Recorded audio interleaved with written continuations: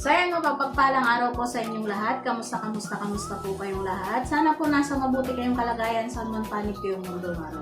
Yun Yun po, for today's video natin mga ka-business ay meron po tayong laman loob dito ng baboy. Dala po ng Kuya Lito yan na pinautang na naman daw sa kanya. Ano po kasi, bayaran na niya yung nakuha niya nung nakaraan na manok. So, binigyan naman siya ng ibang utang na naman. So, ito na lang po ang ating lulutuin for today's video kasi masisira po to dahil wala po tayong ref. So, tara po at samahan niyo po ako para sa pag-prepare ng ating sangkap dito sa laman loob po ito ng baboy. Nalaga na po siya, tapos na-chop na rin po. So, atin na lang pong, hinugasan ko na lang pong maigi, then mag-prepare po ako ng mga sangkap. Meron pong dala rin si Kuya Lito na mga tinapay. Yan. Ayaw niyang pumayat si Ate Vera. Charot.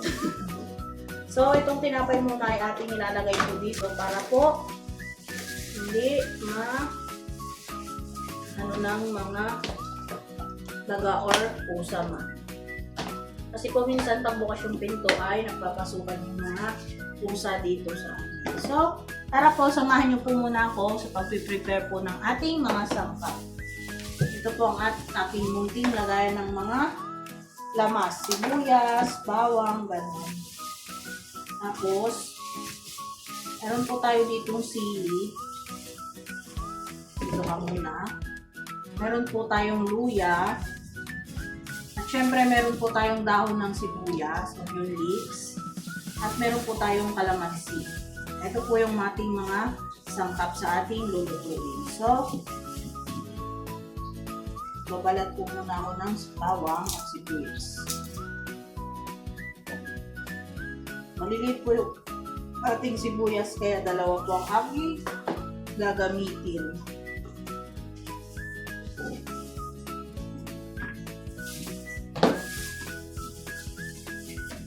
Pag ako po yung nagbabalat ng bawang sibuyas ay dinidiretso ko na po sa mga plastic yung ating pinagbalatan para naman po ay hindi na lumipat-lipat. Di na rin magkakalat. Yan. Napaka-cute po ng aking sibuyas. Kasi ang mahal po. Kaya ang binili ko lang ay yung balot-balot. 20 pesos po yun. May 4 po na sibuyas. I think 5. Tapos isang bawang. Ganito pong kaliliit na sibuyas. Okay na po yun kasi kesa sa wala. So po pagka yung ang mahal,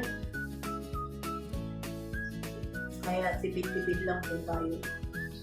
Ito po. Tapos bawang at luya. Gasan ko po muna bago ko kayat-kayatin.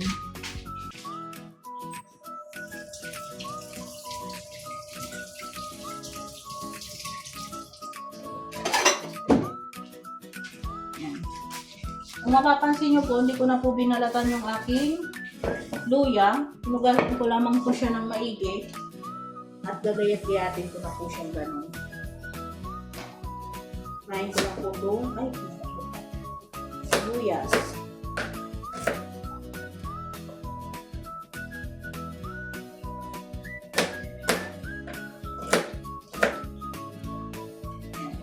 Si Kuya Lito po ay nagpapahinga po at napagod siya. Pagkatapos po kasi namin mag-church kanina ay magtinda pa siya. Sunday po ngayon. Happy Sunday po sa inyong lahat. At yun.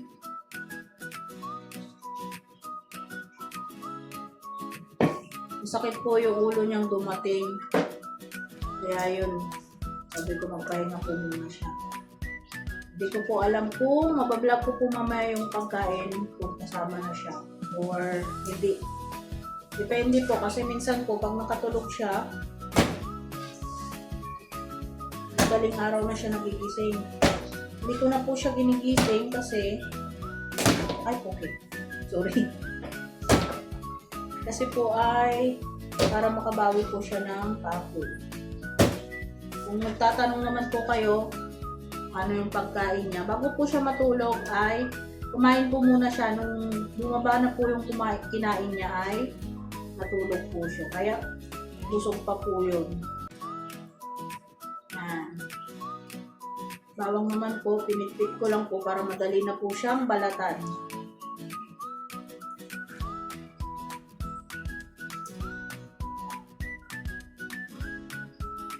Ingat-ingat po at balita ko ay may parating na naman pong bagyo. Sa mga nabagyong lugar dyan, mag-iingat po kayo.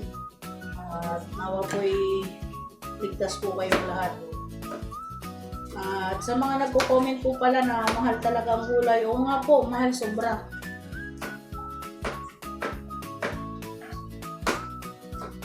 Pero wala po tayong magagawa kasi yun naman po ang masustansya sa katawan natin.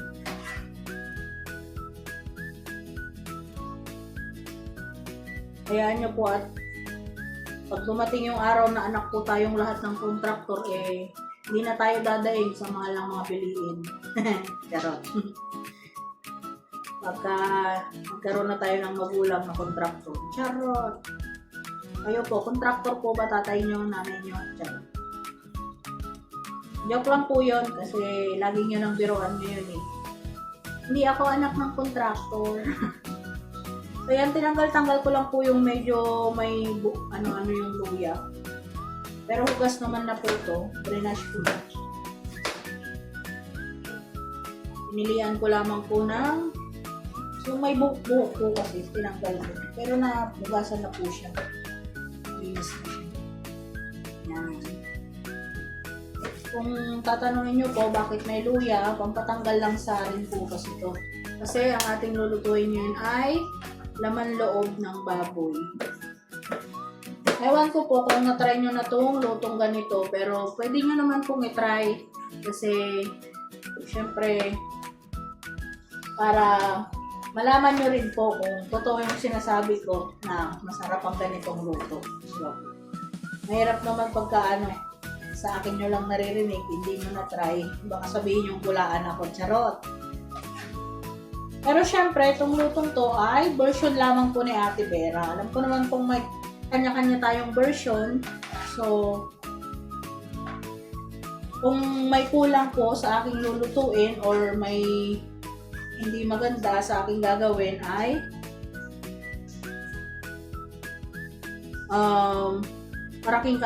malaking karangalan po sa akin kung maituturo nyo po at maitukorek ninyo ako. So, ito pong onion leeks. Hugasan ko lang din po. Tinanggal ko lang yung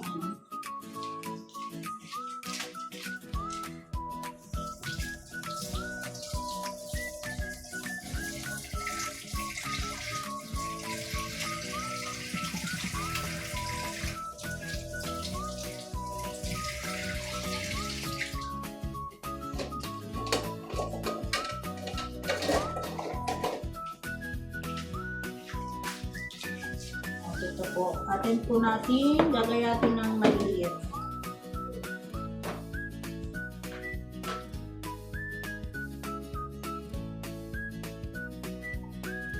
Ito pong luto na to ay semi-pinapaitan po. Ang pagkakaiba lang po ay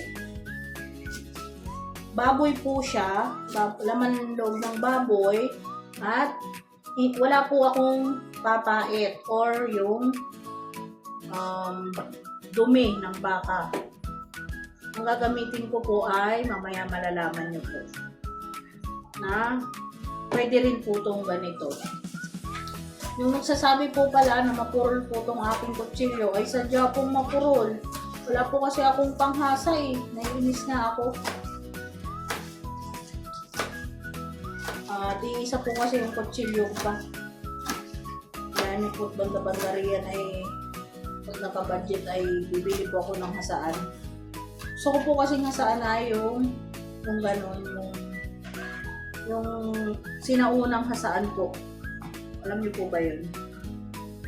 Yung hasaan sa bukid. Yung pinangahasa po ng itak. Ayan. Then, tapos na po natin to.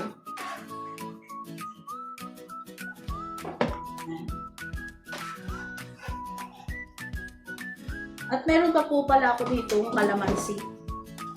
Yan. Yan ang peraso pong kalamansi. May 8 piraso po ako. Hugasan ko lang po at hihiwain din natin.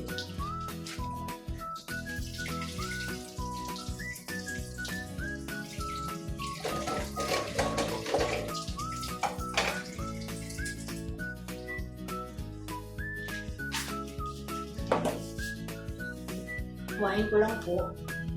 Apo naririnig niyo yung hilik ni Kuya dito. Tulog na po siya.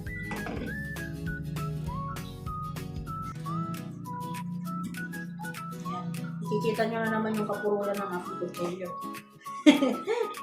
Pasensya na po kayo. At kahit ako nahihirapan din. Ginanon ko nga lang kanina sa bato to. Pero mas maganda talaga yung masaan daan. Kasi walang bato rito na yung medyo magaspang. Wala akong makita.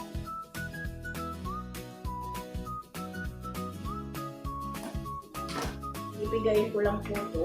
Kasi kailangan po natin sa ating minong. At yung balat po ay hindi ko po itatapon kasi kailangan ko po yan mamaya. Kaya hinugasan ko po muna siya bago higaan.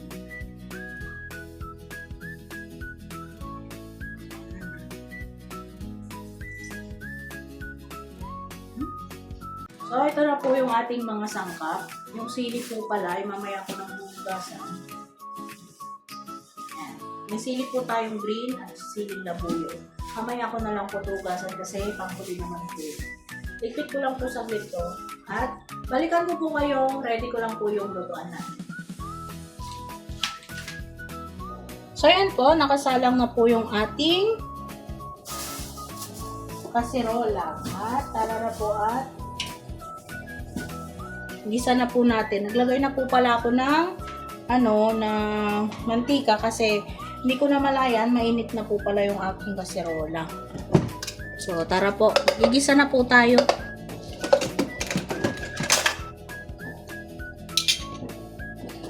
Painitin ko lang po ng kaunti yung mantika. Ngayon po ay uunahin ko naman tong luya para maglabas na po yung bango niya.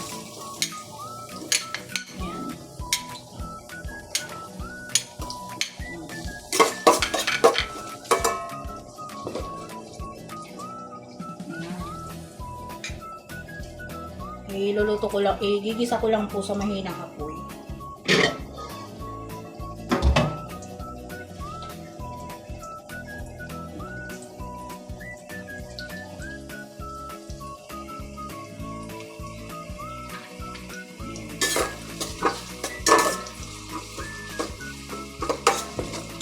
Bango na po. Pag mabango na po ganyan, ay isama na po natin sibuyas, bawang.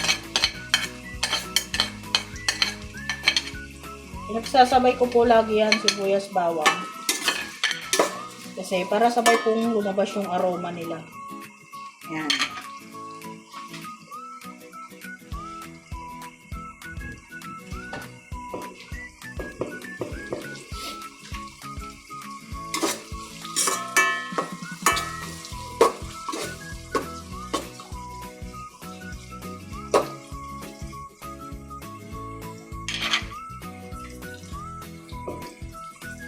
Bango po.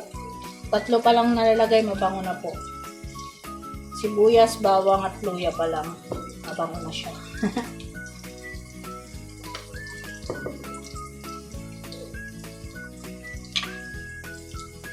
Ewan ko kung ako lang po yung gano'n, nababanguhan sa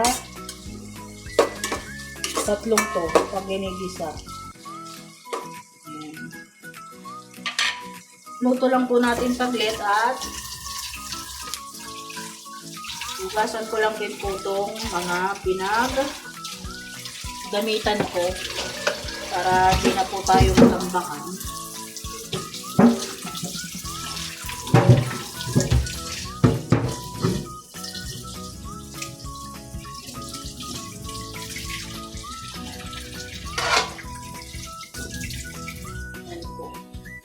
Napakabango.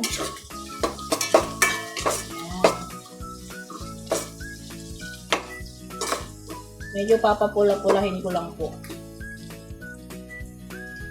Papa-brownin pala. May nagsabi na naman, pula di ibig sabihin, ano na yun, sunod na. Hindi po. Yun lang po yung nakaugalian kasi natin. Imbis na pa-brownin, papapulahin po yung ating nasasambit. So, nasanay din po ako sa ganun. Kaya, pagpasensya nyo na po. Sorry na.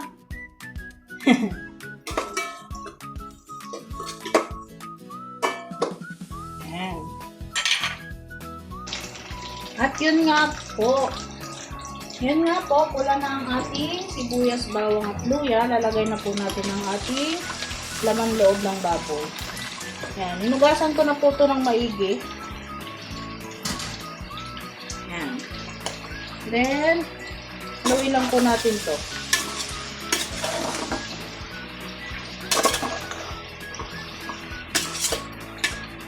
Tapos, gigisa ko lang po siyang maigi hanggang sa lumabas yung sarili niyang mantika at lumambot-lambot ng konti. Kapan ko po muna. Laki ng aking takip. At yun po, hahaluin lang po.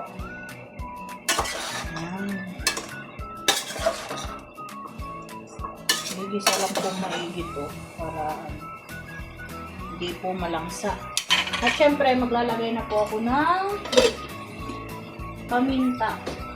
Ayan. Para tuluyan na siyang bumango. Dadamihan ko po. Mga, ano po siya, 1/5 na pieces. Okay. Syempre, lalagyan po natin ng asin. Control lang po. Nasa inyo na po yun kung gaano karami ang ilalagay nyo.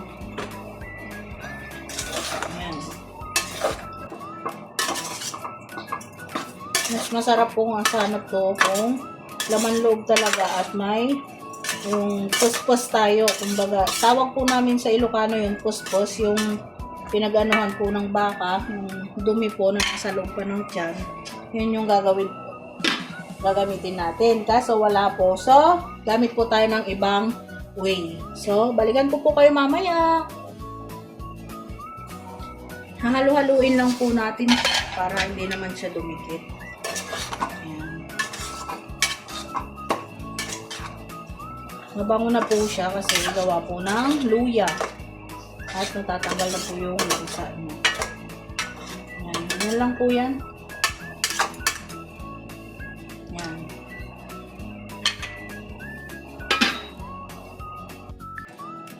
So, check po natin ulit. At ito'y nangangamoy-ngamoy na. Napakabango na po. Ayan, mamantika na po siya. Dumidikit-dikit na rin siya. Pero syempre, gigisa pa po natin ito ng konti. Para masaya. Charot. Ayan.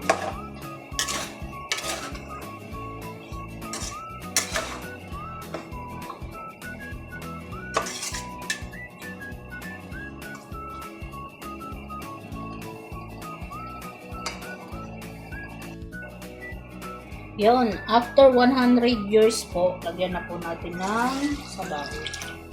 Yan. Sa mga nagtatanong po kung hindi po siya malangsa kasi laman loob nga siya, igisa lang po ninyong maigi para po matanggal yung langsa niya. Ganun lang po yung technique ng ating menu for today's video. Kahit ano pong ano yan, kahit anong laman loob, basta ginisa pong maigi, matatanggal po yung pinakalangsa niya. Medyo dadagdagan ko lang po ng sabaw kasi mahilig po kami sa sabaw parehas ni Lito. At para ilang ulaman po talaga napin kasi maraming sabaw. Yan. Nalipuson! Ibig ko pong sabihin sa nalipos ay nalunod na. Yan. Talagang nilunod ko po siya ng sabaw kasi para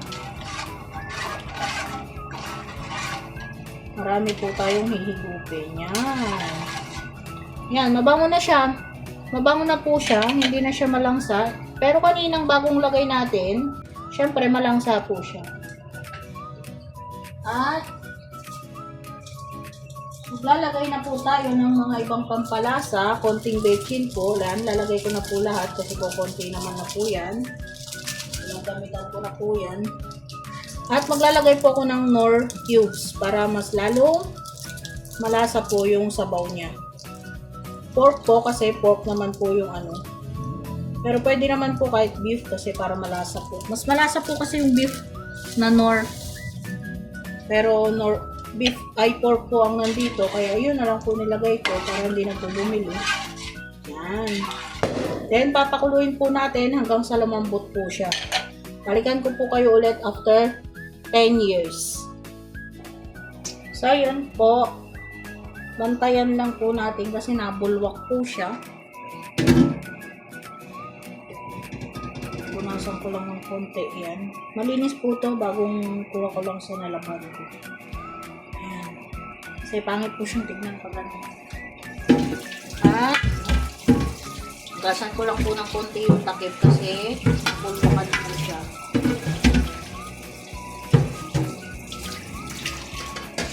Then hahaluin lang po natin at i-check po natin kung ito po ay malambot na.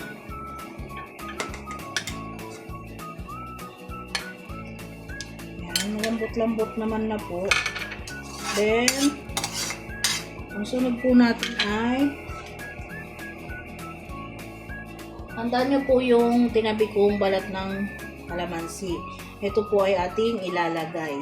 Kasi wala po tayong papait. Ito po yung pansamantala natin gagamitin or kapalit po ng papait. So, ito pong kalamansi kasi ay may taglay siyang pait, itong balat po niya.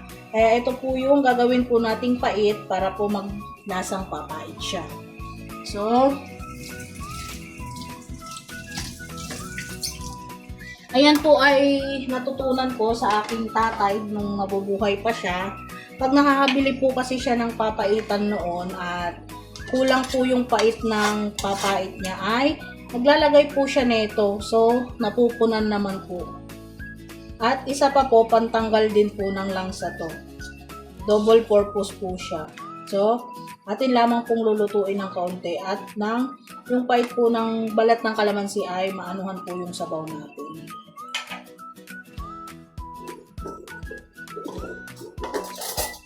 So, habang kung pinapakulan po natin ay titikman ko po kung okay na po yung lasa.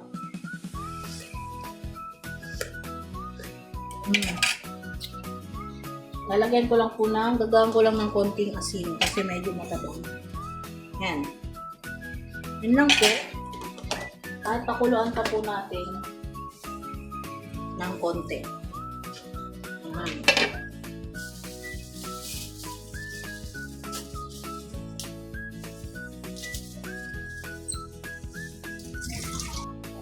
At pag kulong-kulo na po, ay lalagay na rin po natin yung sili.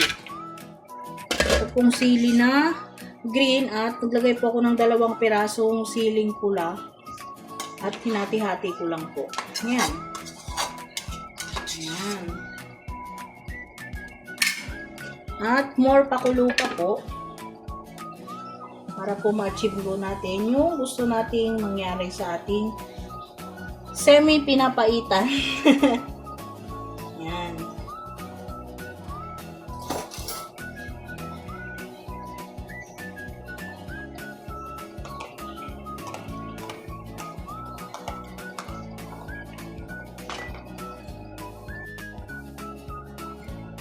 At yun po, kumukulo na po siya ulit. Tignan po natin kung okay na. Okay naman na po at medyo luto na yung balat ng kalamansi. So, tatandaan nyo po yung kalamansi kanina, yung katas niya, lalagay ko na po. Masarap po kasi nito, may konting asim.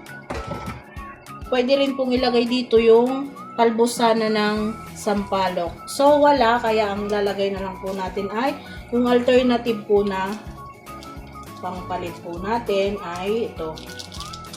Masarap po kasi dito yung may konting asim-asim po. Yan. Pero wag naman po yung sobrang asim kasi magiging sinigang na po siya. Tama lang po. Yung nilagay ko po dito ay yung maliit lang po na pack na pang-asim.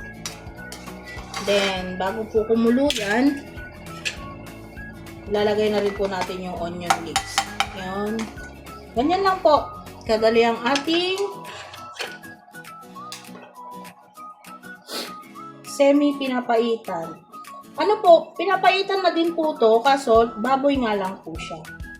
At hindi po siya puspos ng baka ang ginamit, kundi balat po ng kalamansi. So, sa mga may gusto po at ayaw po ng yung baka na pinapaitan talaga, baka gusto nyo pong itry din to. Yan. Kasi mayroon pong mga kababayan natin na nangdidiri sa ano ng baka. Yan. Okay naman po to. Maglalasang pinapaitan din siya. Ako po, hindi naman po ako nandidiri sa may puspos ng baka, pero wala po kasi. Ang inuwi lang po ni Lito na pinautang sa kanya ay itong laman loob ng baboy. Ito po ay may baga, puso, isaw, yan, bato, yan, halo-halo po na laman loob ng baka. So, papakuluin lang po natin para maluto-luto po yung kanyang pang-asim.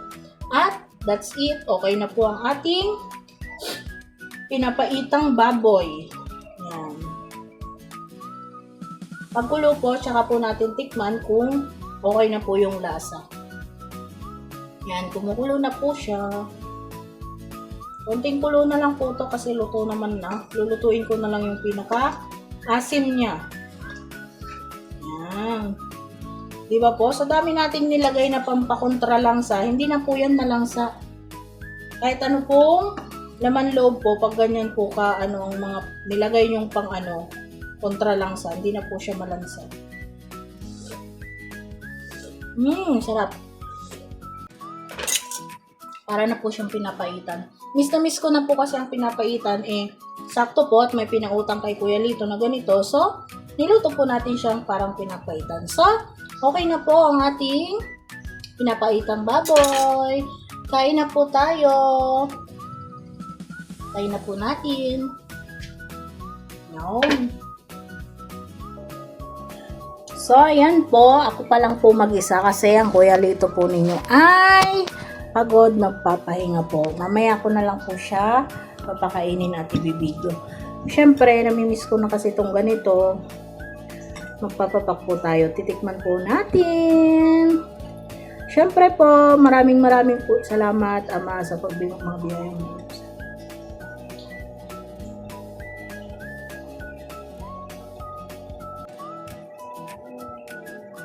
So, tikman po natin.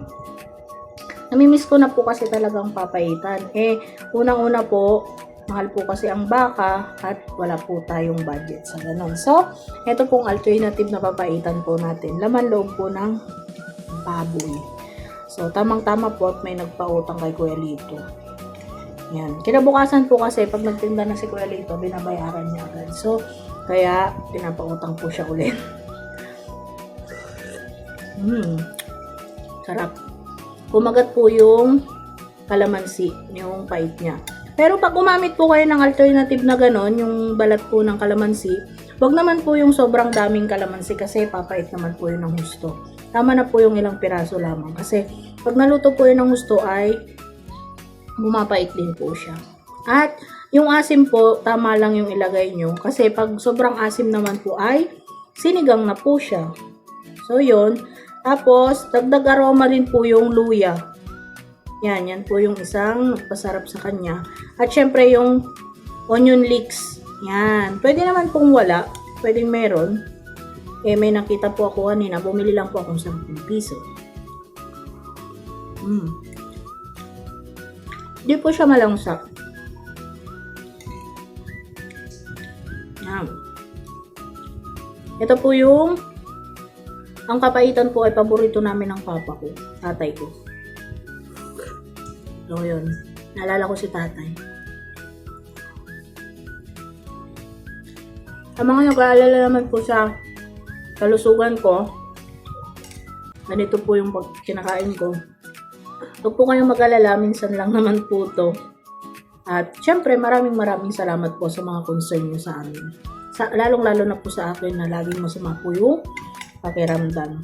So, siguro enjoy ko lang po muna to paghigop ng sabaw. Ihigop ko na lang po kayo kasi wala naman po kayo rito. Pagka nagkita po tayo, pwede ko po kayong ipagluto nito.